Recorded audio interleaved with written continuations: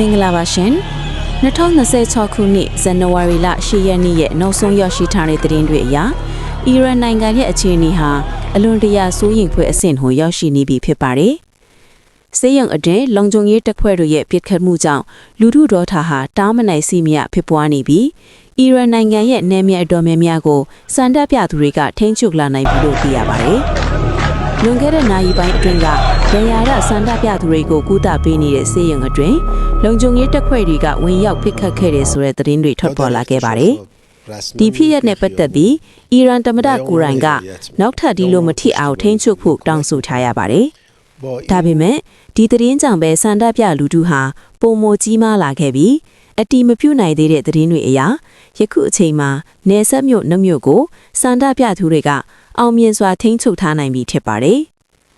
မနေ့ကဇန်နဝါရီ9ရက်နေ့အထိဒေသပေါင်း38ခုအနက်25ခုမှာစံတပ်ပြမှုတွေရှိခဲ့တာကနေဒီကနေ့မှာတော့အီရန်နိုင်ငံရဲ့ဒေသအားလုံးနီးပါးမှာလူဦးရေ62တန်းရဲ့စံတပ်ကိုဖော်ပြတဲ့လှုပ်ရှားမှုကြီးထက်လာခဲ့ပါပြီ။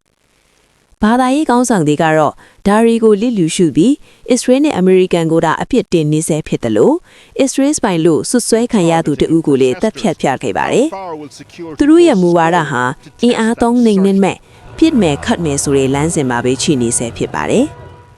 ထူးခြားချက်အနေနဲ့ဘီလာရုစ်နဲ့ပဲရှားနိုင်ငံတွေကကုန်တင်လီရင်တွေဟာတဟီရန်မြို့ကိုဆိုက်ရောက်နေပါတယ်။ဒါဟာလက်နက်တွေပို့ဆောင်ပေးတာလားဒါမှမဟုတ်အာဏာပိုင်တွေထွက်ပြေးဖို့ပြင်ဆင်တာလားဆိုတာကတော့ငင်းခိုစရာဖြစ်နေပါတယ်။ဆီးရီးယားသမ္မတဟောင်းအာဆတ်ဟာရုရှားမှာဟိုတယ်ဖိုးတော်မပေးနိုင်လို့တာမန်အိမ်ကိုပြောင်းရွှေ့ခံလိုက်ရတဲ့သတင်းတွေကြောင့်အီရန်ခေါင်းဆောင်တွေအနေနဲ့ထွက်ပြေးရရင်တောင်ပါသမျှဖြစ်စီတွေကိုအကုန်တည်ယူသွားဖို့စူးစမ်းနေကြတယ်လို့ခန့်မှန်းရပါတယ်။